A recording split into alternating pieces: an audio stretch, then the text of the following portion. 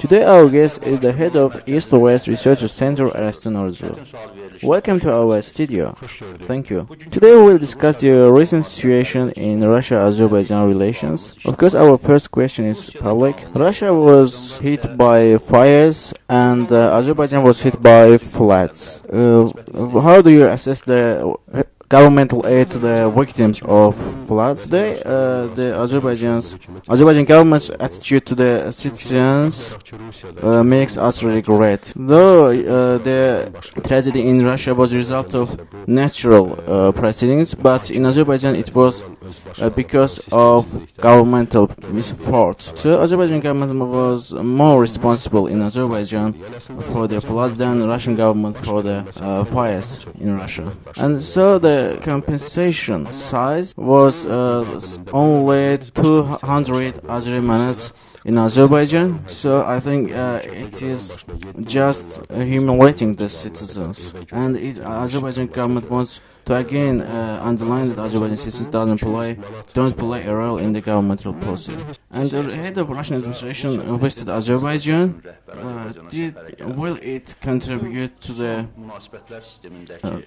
relations between Russia and Azerbaijan, and also to the coming St. Petersburg's meeting between Azerbaijan and Armenian presidents? You know, the first aim of Russia by holding the St. Petersburg meeting is to strengthen its policy, its position in these two countries. And as you see, it seems the proposals made in this meeting wasn't in favor of Azerbaijan, and we witnessed inadequate approach of Russia. The Azerbaijan president visited Georgia, made agreements with Georgia, cooperation agreements, and now the Azerbaijan president is going to visit the Ukraine. And another point is the gas war between Belarus and Russia and Azerbaijan's interference here. Azerbaijan lent 300 million Azeri manats to Belarus, and it wasn't a demonstration of goodwill, it just demonstrated problems in Russia and Azerbaijan relations. Russia wants to warm relations with Azerbaijan and wants to influence seriously the internal and foreign policy of Azerbaijan, but I don't think it will happen. And we see the failure, the signs of this failure in this process. And Russia signed a military cooperation agreement with Armenia, and it aims to pressure Azerbaijan. And what happened in St. Petersburg's meeting? According to press outlets, the refreshed, the updated Madrid proposals were not discussed.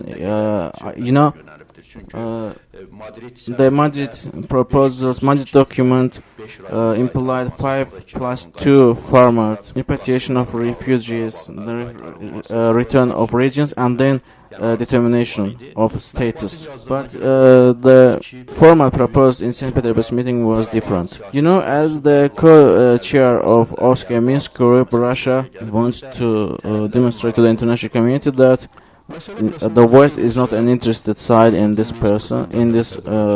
conflict settlement. Russia's interest is completely different, though it wants to demonstrate as if it pursues international policy. In such meetings, Russia proposes completely different. In each meeting, it proposed different proposals. In each meeting, it proposes such conditions that they are neither approved by Azerbaijan or Armenia or international community. It is an intentional process, you know. Do you think from now on Russia will demonstrate sincereness in relations with Azerbaijan?